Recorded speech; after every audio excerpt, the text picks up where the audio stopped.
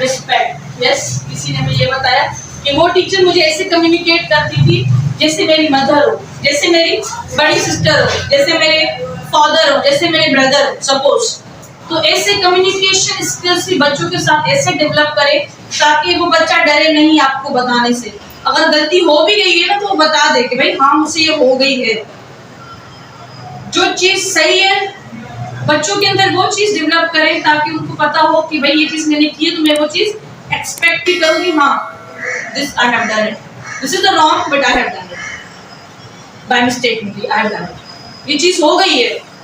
ठीक है, तो पहली बात तो अपनी कम्युनिकेशन स्किल्स अच्छे तब होंगे, रिस्पेक्ट तब डेवलपमेंट होगी जब आप बच्चे के अंदर डर खत्म करेंगे, उसके साथ शाउटली नहीं बोलेंगे, with good skills communication skills, तब वो बच्चा और आपके यहाँ गैप खत्म होगा।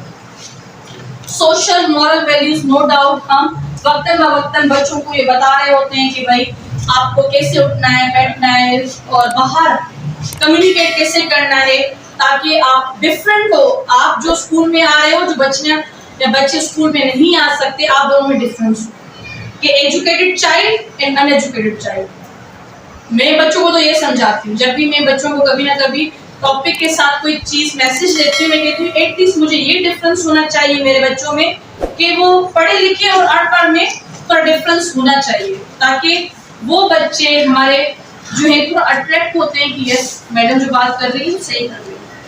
तो मॉरली आप दूसरे मैसेजेस भी बच्चों को दे सकते हैं। सोशल रिस्पेक्ट क्या होती है, बड़ों से कैसे हमें बात करनी चाहिए, उठना बैठना, अगर किसी हम तकलीफ में जा रहे हैं तो वहां पर कैसे हमारा लुक और गेटअप होना चाहिए।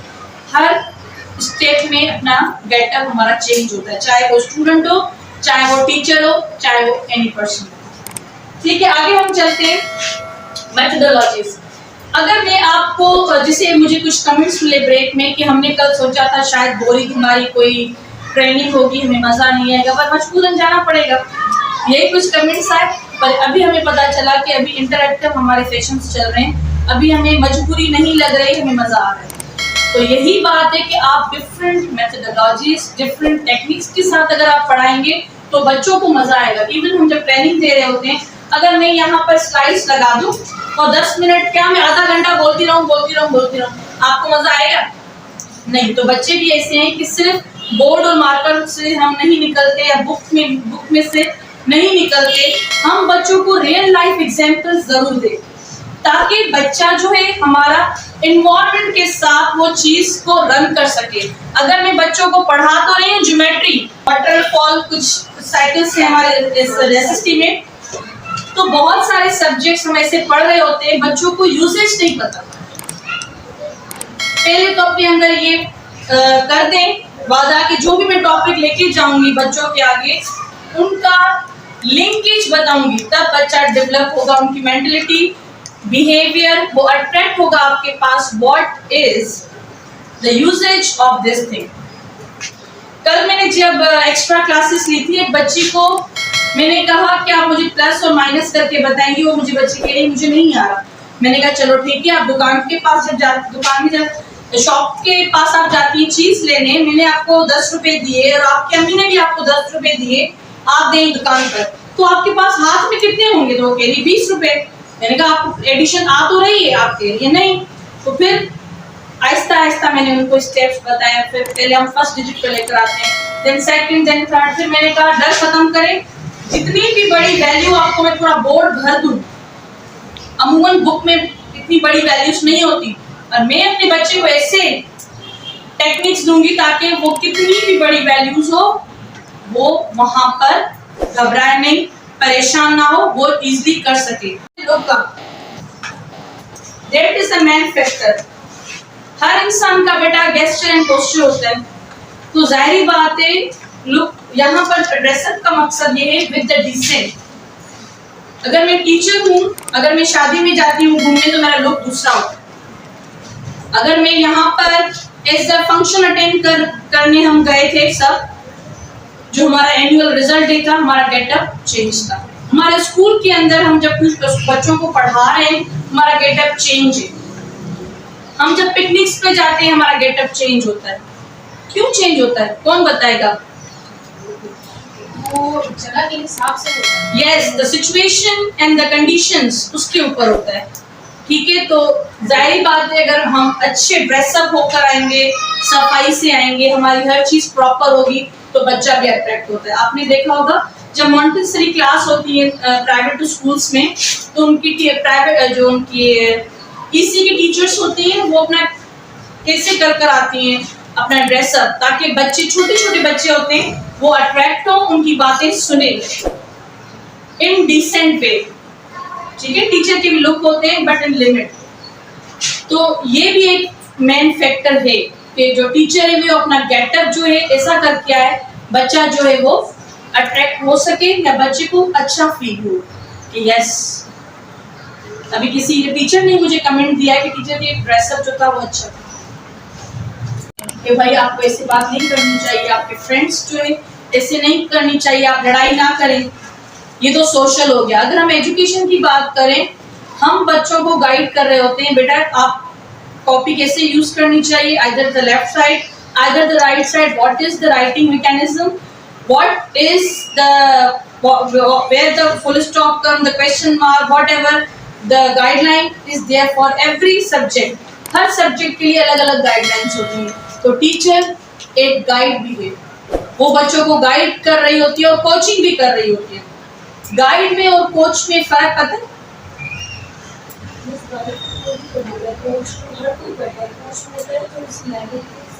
प्रॉपर तरीके से वो चीजों को रन कर सके, कोचिंग कर सके। ठीक है, आगे चले हम। Good listener.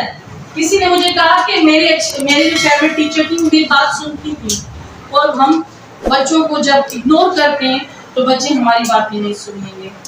एटलीस्ट बच्चों की चीजें सुने तो सही। अगर वो डिस्टर्ब है भी, या आपको लग रहा है कि 60 बच्चे हैं या 30 बच्चे हैं सब सुन रहे हैं, 5 बच्चे जो है वो नहीं सुन रहे, अगर आपके पास टाइम ऑन द स्पॉट नहीं है, आप इंडिविजुअली उनको बुलाएं और उनसे रीजंस पूछें, बेटा व्हाई यू आर अपसेट या why you are not listening to me, ना जो मैंने पढ़ाया आपको समझ में नहीं आ रहा था, या उनकी अप्रोच वहां तक नहीं थी, उनकी लेवल वहां तक नहीं थी, या वो बच्चा फैमिली से ही डिस्टर्ब है। सिर्फ इन बच्चों की बात नहीं कर रही, प्राइवेट स्कूल्स में बच्चे भी बेटा बहुत डिस्टर्ब होते हैं। Sometime the family issue, sometime the surrounding, sometimes parents, sometime teacher, sometime अपने क्लासमेट से एक दूसरे को तंग कर रहे होते हैं, वो इजी फील नहीं करते। तो हमें पूछना चाहिए बच्चे से। ठीक है, आगे चले। प्रॉब्लम सॉल्वर सेम, अगर हम बच्चों की बात सुनेंगे तो बच्चों को हल भी बताएंगे। ठीक है, अगर हम गुड प्रॉब्लम सॉल्वर नहीं है तो मेरे ख्याल से वो बच्चा डिस्टर्ब रहेगा और आप भी डिस्टर्ब रहेंगे पूरा एकेडमिक ईयर। उस बच्चे के साथ मसला था क्या जो अभी तक हल नहीं हुआ। ठीक है, कोशिश करें बच्चों के मसले हल करें। Behaviour, friendship, good knowledge, attract, no punishment. जाहिर बात है पनिशमेंट देंगे तो डर पैदा होगा। पहली बात नो पनिशमेंट, एंड दूसरी बात डर खत्म करना, ये तो आपके मेन फैक्टर्स है। तीसरा आई कांटेक्ट, ये 3 चीजों को आप कंट्रोल करें। ठीक है, आगे हमने कहा कि उस बच्चों के साथ रिलेशन तब अच्छा बनेगा जब हम गुड कम्युनिकेशन स्किल्स होंगी बच्चों के साथ, हमारे बिहेवियर अच्छा तब होगा जब हम उनके साथ पोलाइटली बात करेंगे, उनको रिस्पेक्ट देंगे तो वो भी हमें रिस्पेक्ट देंगे। इन अदर सेंस अदरवाइज वो भी चिढ़ते रहेंगे और हमें भी समझ में नहीं आएगा कि हमारे कुछ बच्चे जो हैं वो अभी तक क्यों। उस कंटेंट नॉलेज टीचर के पास होनी चाहिए।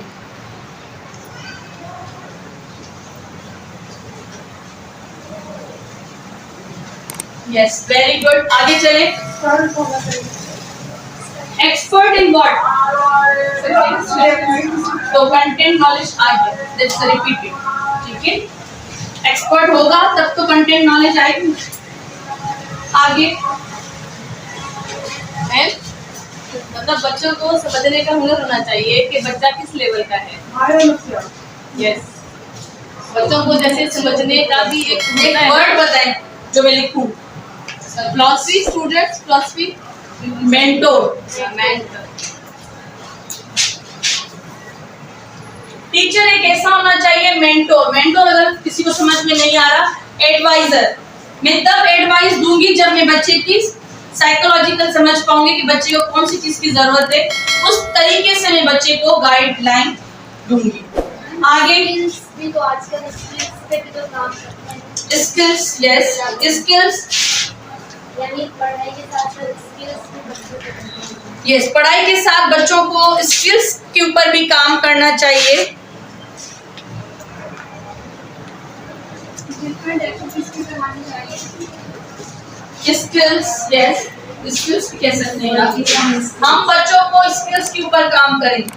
जैसे मैंने क्या कहा कि मैंने बच्चे को एडिशन तो सिखाई, पर मैंने क्या कहा उसको मैंने टेक्निक दी, मैंने उसको स्किल दिया कि कैसे हम एडिशन करेंगे। मैं कितना भी बड़ा नंबर दूं, तो वही होते हैं एडिशन के, start from the right side, the number first bottom to top और top to bottom you can add it, left and right you can not add it. ये तो सेम ही रूल्स होते हैं एडिशन के। तो मैं बच्चे को ऐसे तैयार करूं कितनी भी बड़ी वैल्यू आ जाए वो डरे नहीं, घबराए नहीं, वो चीज अप्लाई करता रहे अगर उसके पास टेक्निक है। तो हम बच्चों के अंदर ऐसी स्किल्स डेवलप करें, जब हम बच्चों को प्रोजेक्ट्स देते हैं, हम बच्चों को टॉपिक देते हैं, फिर वो बच्चे हमें बताते हैं कि ये प्रोजेक्ट में ऐसे करना चाह रहा हूँ, तो वो क्या होता है, बच्चे की हम स्किल डेवलप कर रहे हैं, सिर्फ बुक और एक्सप्लेनेशन नहीं, उसके अंदर हम डेवलपमेंट कर रहे हैं क्या, स्किल्स। और ट्रेंड ट्रेंड जी, मतलब कोई भी ऐसी ट्रेनिंग नहीं हो उसमें भी कर रहे। जैसे कि बड़ा हो लर्नर मतलब ट्रेंड हो, ये ट्रेंड हो। टीचर ट्रेंड होना चाहिए हमारे पास। प्लानिंग नहीं आ जाएगा। मैं वर्ड मैं समझ गई आपकी बात, मैं वर्ड वो यूज करना चाह रही हूँ जो मैं एजुकेशन में यूज करना चाह रही हूँ। The train teacher, train teacher,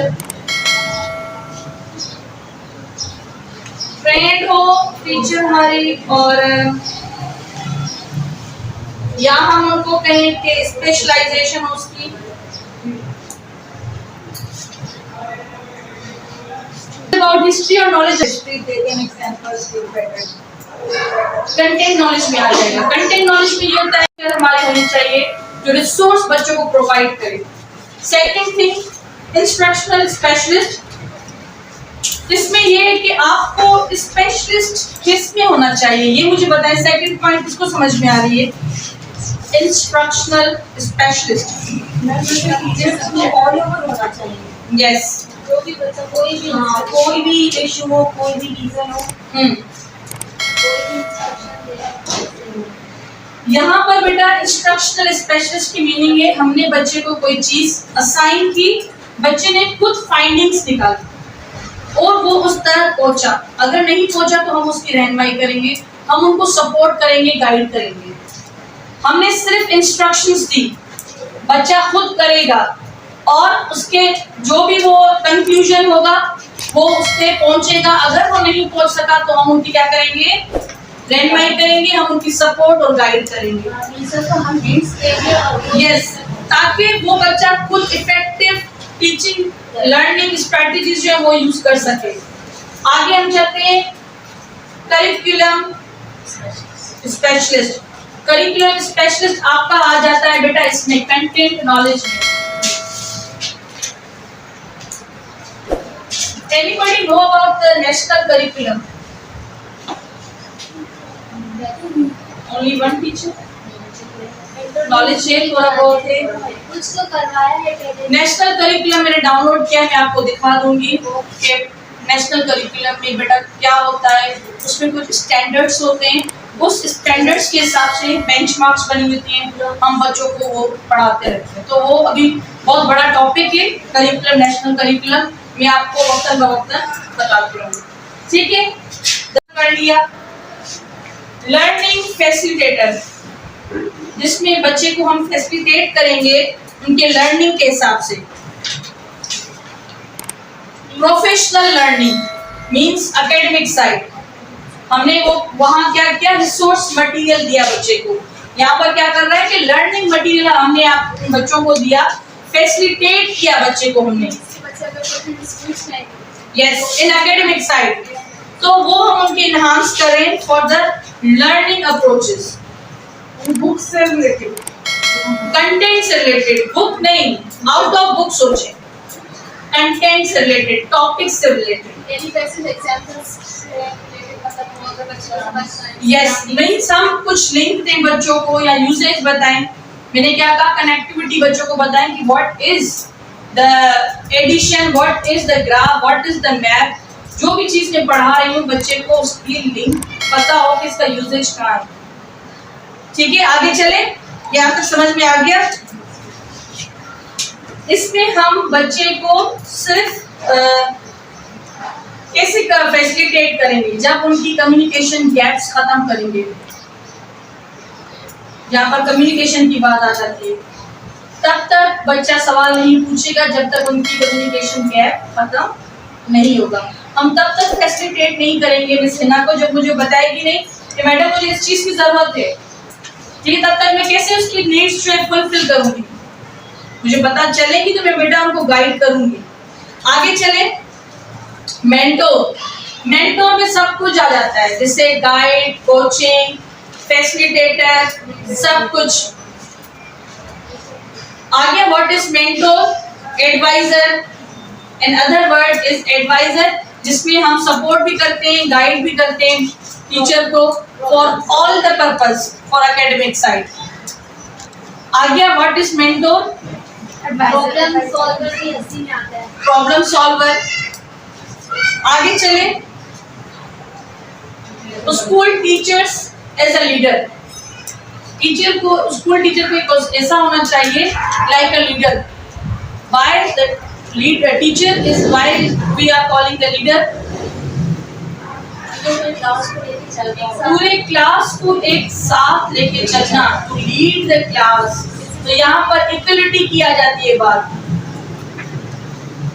हम अगर मैं बात कहूँ, अच्छा लीडर किसको कहते हैं? जो सबको इकट्ठे लेके चले, इक्वलिटी जाहिर करे। जहाँ पर इक्वलिटी नहीं होगी वहां पर साथ चल भी नहीं पाएंगे, टाइम बिंग चलेंगे, फिर हमारे कम्युनिकेशन स्किल्स में, कम्युनिकेशंस में गैप्स आ जाएंगे। You want to ask something?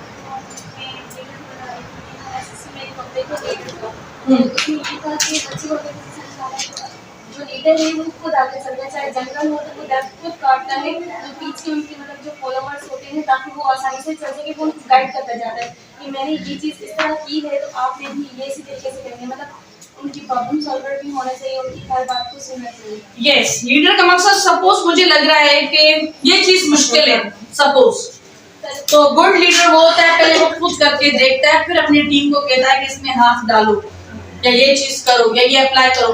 जो दूसरे होते हैं वो फॉलोअर्स होते हैं, लीड कौन कर रहा होता है? तो लीडर। ठीक है, पहले हम खुद करके देखते हैं कि ये चीज हो सकेगी हमसे।